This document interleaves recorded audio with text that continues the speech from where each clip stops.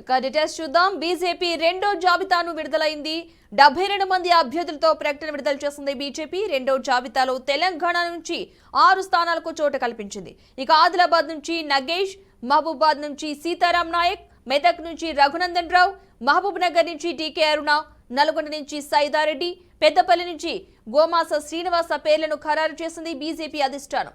ఇక వరంగల్, ఖమ్మం స్థానాలను పెండింగ్ లోనే ఉంచింది బీజేపీ. ఈ పెండింగ్ స్థానాలపై తీవ్ర ఉత్కంఠ అయితే నెలకొంది.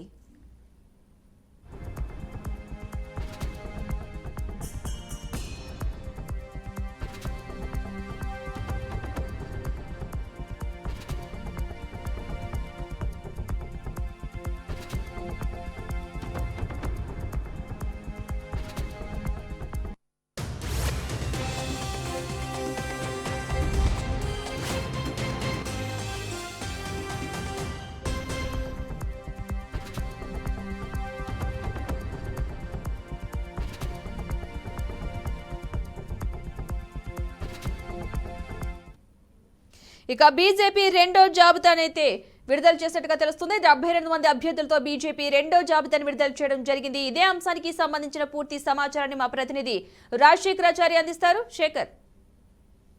Thank you Padma. ఇప్పటికే బీజేపీ మొదటి లిస్టులో అయిన 9 మంది ప్రకటించడం జరిగింది. దాంతో పాటు ఈ రోజు దేశవ్యాప్తంగా ఉన్నటువంటి బీజేపీ అభ్యర్థులు ఎవరైతే ఉన్నారో వాళ్ళతో పాటు తెలంగాణకు సంబంధించినటువంటి వ్యక్తులను కూడా ఒక 6 మందిని వీళ్ళు ప్రకటించారు. వాళ్ళలో మహబూబ్ నగర్ కంటే రీసెంట్ గా బీఆర్ఎస్ నుంచి బీజేపీలోకి జాయిన్ అయినటువంటి సీతారాం నాయక్ కూడా వాళ్ళకి సీటు కేటాయించడం జరిగింది.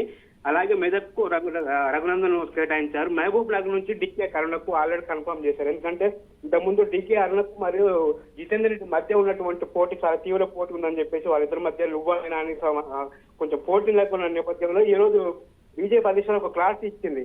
మహబూబ్ నగర్ డీకేఆర్ను కేటాయించడం జరిగింది. అలాగే సైదిరెడ్డికి నల్గొండ నుంచి కేటాయించడం జరిగింది. గోమాత శ్రీనివాస్ మాత్రం పెద్దపల్లి నుంచి కేటాయించారు. అలాగే రీసెంట్ గా జరిగిన నగేష్ ఎవరైతే ఉన్నారో అతనికి ఆదిలాబాద్ అంటే మొదలు మనకు స్వయం బాపురావు ఇస్తారని చెప్పేసి మనం అనుకున్న విషయం అంటే ప్రచారం జరిగిన విషయము.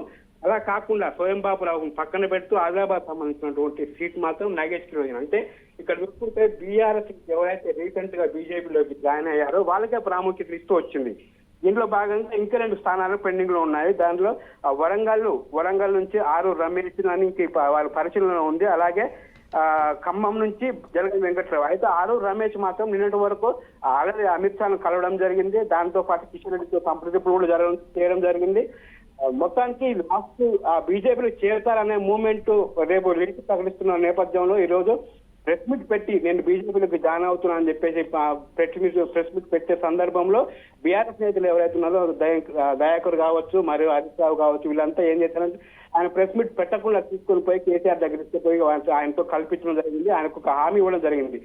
వరంగల్ నుంచి మీకు సీట్ ఇస్తాము, మీరు బీఆర్ఎస్ లో ఉండాలని చెప్పేసి బుజ్జగింపు చర్య ఇంకా జరుగుతున్నాయి. ఈ నేపథ్యంలో 6 రమేష్ బీజేపీకి వస్తారా లేకపోతే బీఆర్ఎస్ లో ఉంటారో తెలియని సందర్భంలో బీజేపీ మాత్రం వరంగల్ సంబంధించిన స్థానం మాత్రం పెండింగ్ లో పెట్టింది.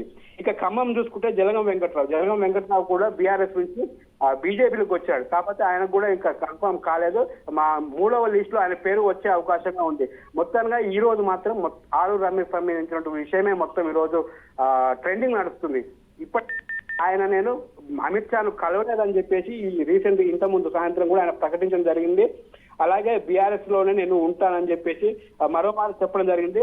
మరొకసారి ఆయన కీలక వ్యాఖ్య ఏం చేశాడంటే నేను వరంగల్ నుంచి అసలు ఎంపీ స్థానంలోనే నేను పోటీలో లేను, నేను పోటీ చేయను కూడా అని చెప్పేసి 6 రమేష్ అంటున్న సందర్భం. మొత్తంగా ఈ 2 స్థానాలు పెండింగ్ లో ఉన్నందువల్ల ఈ 2 సంబంధించిన విషయాలు స్థానాలు కూడా మరి 3వ లిస్ట్ లో వచ్చే అవకాశం ఉంది. మొత్తంగా మొత్తానికి 15 స్థానాలు ప్రకటించినట్టుంది. ఇంకా 2 స్థానాలు మాత్రం పెండింగ్ లో ఉన్నాయి. పద్మ.